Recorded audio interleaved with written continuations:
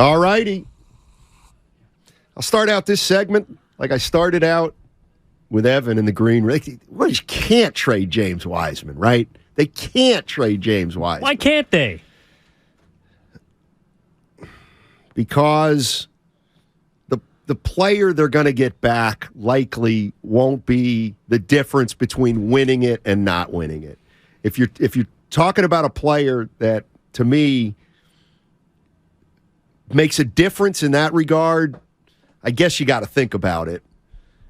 But the other thing, too, is the game within a game is we know Joe Lacob likes James Wiseman. True. We know that. So it's his team. So maybe he's more inclined to keep Wiseman because he still believes in him.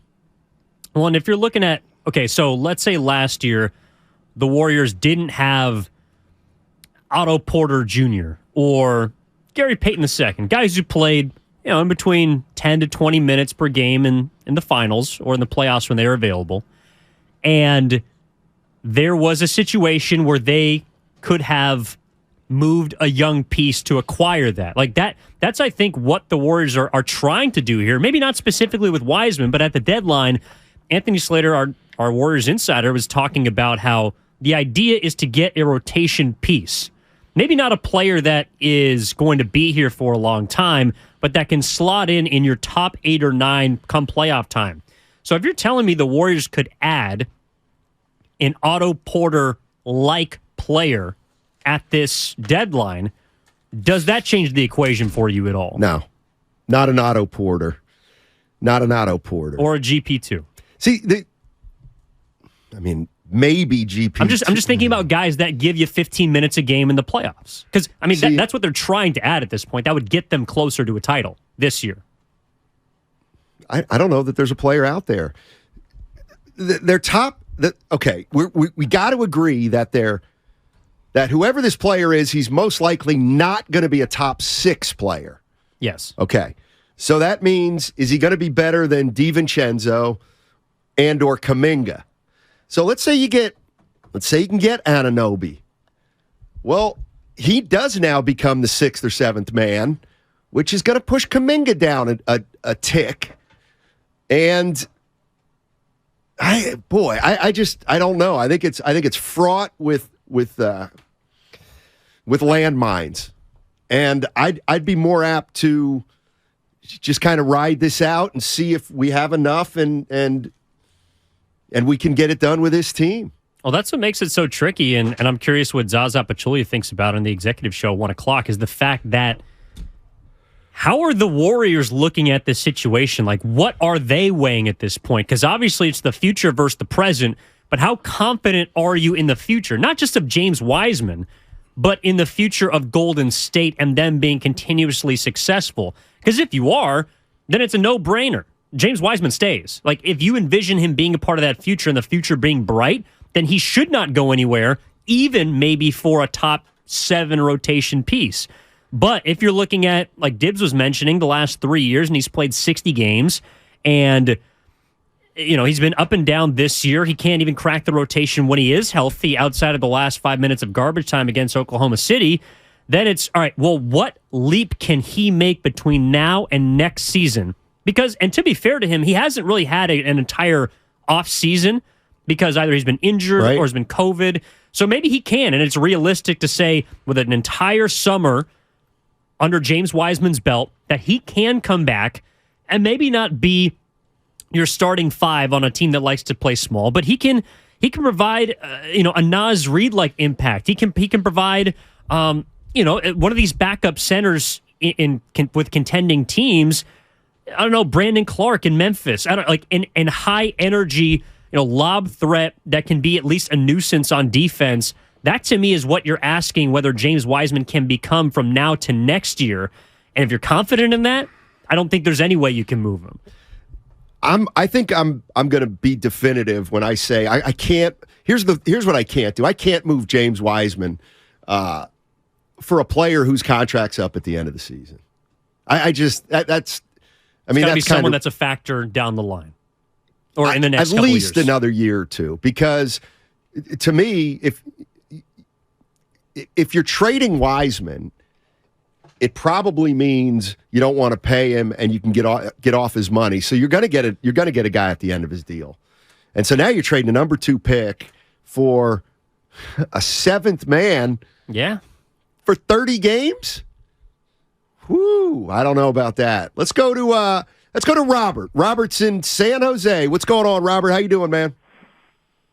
I'm doing good, Steiny. I would not trade James Wiseman. I'm with you. All right. His potential is too large, and if he goes on and becomes a star elsewhere, Steve Kerr it's gonna be a black mark on Steve Kerr. And I'm wondering if Steve Kerr is part of the problem in his system, and maybe he just doesn't know how to use a big man. Just to give you a quick example, the other night, James Wiseman runs the floor. He posts up a guard. He has a guard on his back. Ty Jerome's at the 3-point line. He doesn't even look at Wiseman. He's looking for the next guy that's going to shoot a 3. Maybe it's Steve Kerr's system. It's possible. And I don't think there's any doubt that whether you want to call it, Evan, the system, or you want to call it the fact that the Warriors still have a championship window,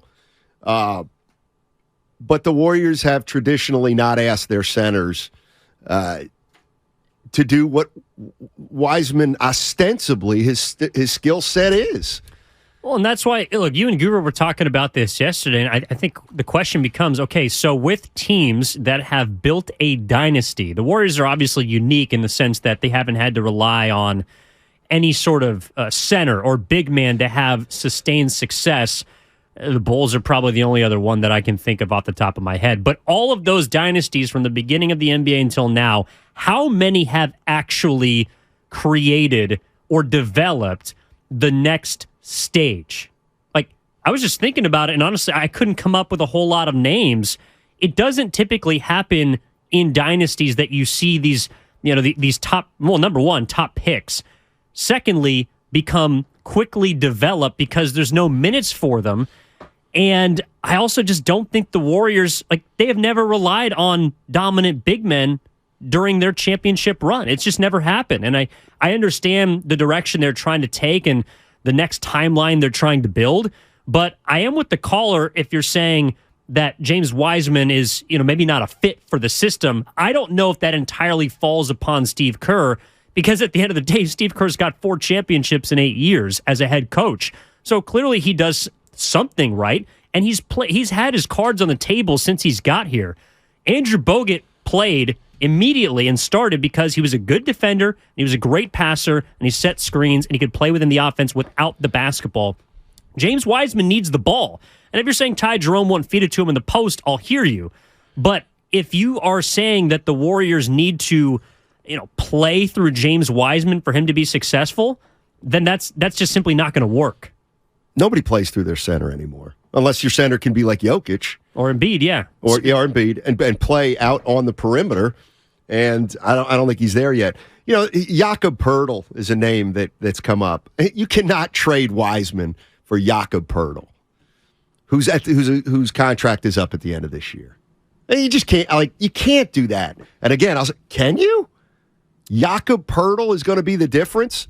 A guy who's going to come in here and play 15 or 20 minutes that Wiseman should be playing, but isn't because he's not good enough. Poeltl's going to come in there and be a difference maker. I'm out. Jakob Poeltl also doesn't have much postseason experience. So, again, if the player you're looking to acquire should get you closer to a championship, then that player should be a veteran. That player should, in my opinion, be perimeter-oriented because that's the system that Golden State runs. They should be able to be a 3-and-D type player. And like you said, Steiny, there's not a lot of those guys out there. And that's also what everyone else is looking for. And you guys talked to Bob Myers a couple weeks ago. I know we got Zaza coming up, but it is more difficult than ever this season to make a move because there seems to be lots of buyers. It's a seller's market. That also means that if someone wants to get something back from the Warriors, maybe, we're talking about the Raptors, why would they want what they've seen from James Wiseman or even Moses Moody or both unless it's a team that is years away? Because right now it looks like James Wiseman is years away.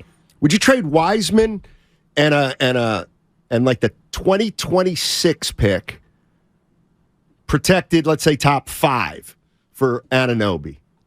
I'm not. If I'm the Golden State Warriors, I'm not moving any first round picks beyond. I'm not either. 2025. I'm not either, because that is the year that Klay Thompson, if he does not receive a new deal. By the way, happy birthday to Klay Thompson, age 33. Oh, absolutely. If he doesn't get re-signed, he's not going to be there. If Draymond Green doesn't want to be at Golden State, he won't be there. Steph Curry will be 36 in 2025. I can't mess around with any future assets beyond what I can see for this current big three. So I know there's a lot of people out there that are blaming Steve Kerr for not playing the young guys, but I do not believe that he deserves the blame for this. I think this was these were organizational miscalculations, because and this may be easy to do now, of course it is, but you're the Golden State Warriors and you've built a dynasty, and you want to keep it going by giving Curry and the boys the biggest window they can. Why did you draft projects then? You drafted 2 projects in Kuminga and Wiseman. None of them played college. All right? What do you need to play for the Warriors? You know what? You got to be smart. You got to be smart. Well, guess what? I'm not saying they're not smart, but they have no experience. They didn't even play in college. But you want them to pick up the Warriors system in a year or two? That doesn't make sense. They like guys who can pass. Kuminga and Wiseman aren't great passers. They like non-isolation. They like to move without the ball. Well, both those guys need the ball in their hands. So, to me, again, and I've said this a lot, you can't tell me they drafted these guys for immediacy. Because they should have known better with 2 guys with this little experience. I think Kuminga is starting to show signs that he can assimilate into this system. And recently, he has been moving off the ball. Of course, he's been playing defense, which keeps him on the court no matter what. But Wiseman is really the conundrum here, because he can't seem to crack even the back end of games. You know, we're seeing for 5 minutes in a game that's clearly been over for 10. And part of that is maybe Steve Kerr realizes that with his team having blown some late leads, he can't afford to, mess around at the end of ball games. But James Wiseman is that's what's confusing to me is he can't even get those minutes on a team in which is a couple of games over 500. And now at the deadline, I do think Damon asked a fair question to Steve Kerr, which was, do you owe it to him to trade him or to play him? And that's the rock and the hard place that we're stuck in with James Wiseman is apparently I don't want to trade James Wiseman. I have not seen enough to this point to make a definitive statement on whether or not he's going to be a player or not. I also don't think that so far it's a situation where Steve Kerr can play him, because he already shown you he doesn't want to play bigs. Like Kevon Looney gets taken out of the starting lineup. He only plays 20, 25 minutes a game anyways. They're not built on size. No, but if Wiseman could make foul shots, rebound, and defend, he might be in their closing lineup, believe it or not.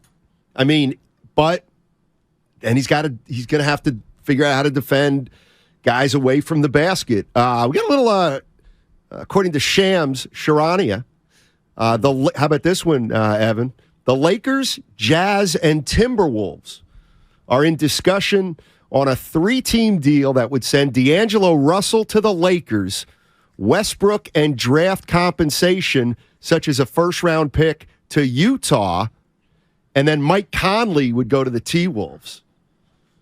Well, it says to me that Utah's open for business. They are. If you did want to acquire a Kelly Olynyk, a Jordan Clarkson, a Malik Beasley.